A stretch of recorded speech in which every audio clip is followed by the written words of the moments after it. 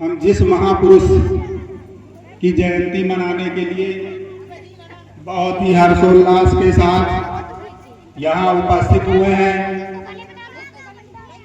भारत रत्न ही नहीं बल्कि विश्व रत्न कहा जाए,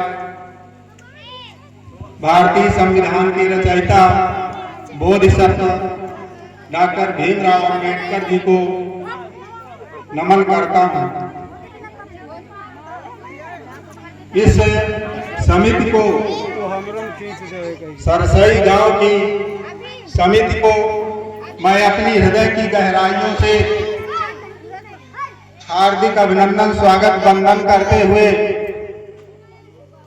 यहाँ की महिलाओं का चरण वंदन करते हुए और इनके उत्साह को देखते हुए बहुत ही हर्ष की अनुभूति हो रही है।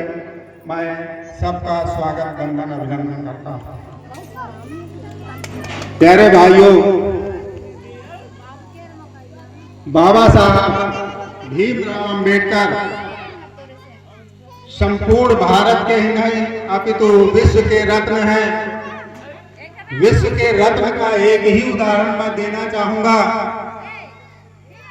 बाबा साहब डॉक्टर भीमराव अंबेडकर कोलंबिया विश्वविद्यालय में अध्ययन करने गए थे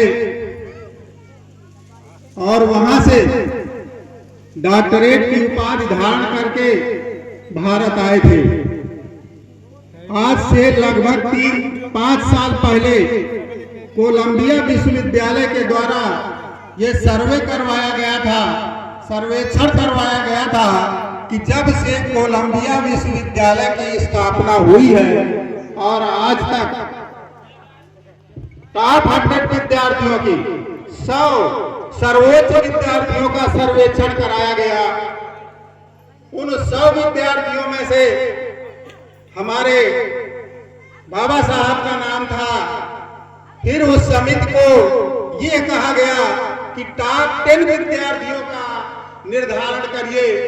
10 लोगों का निर्धारण करना था जब से कोलंबिया विश्वविद्यालय की स्थापना हुई थी और अब तक में 10 सर्वश्रेष्ठ विद्यार्थियों का चयन करना था।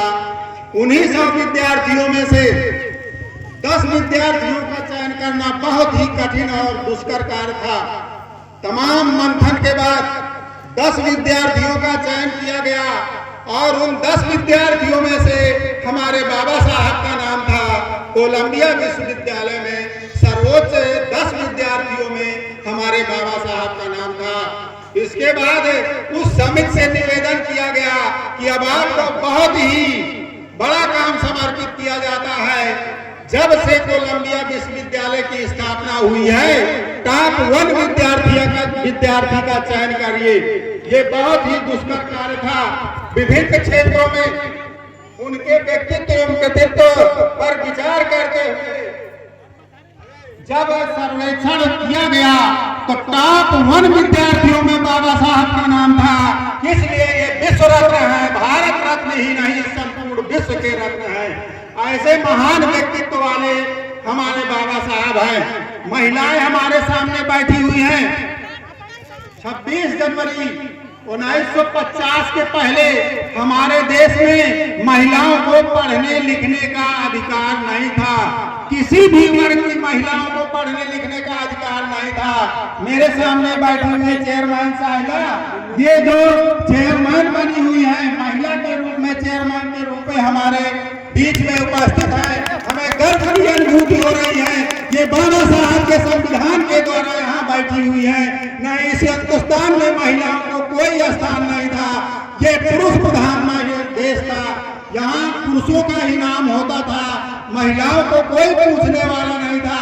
लेकिन धन्य हो बाबा साहब जिन्होंने सबसे पहले महिलाओं को ध्यान दिया और 1950 में चेयरमैन साहिबा 1950 में महिला कोड बिल इनके द्वारा लाया गया और उस महिला कोड बिल के द्वारा भारत के अंदर महिलाओं को स्वतंत्रता, समानता का अधिकार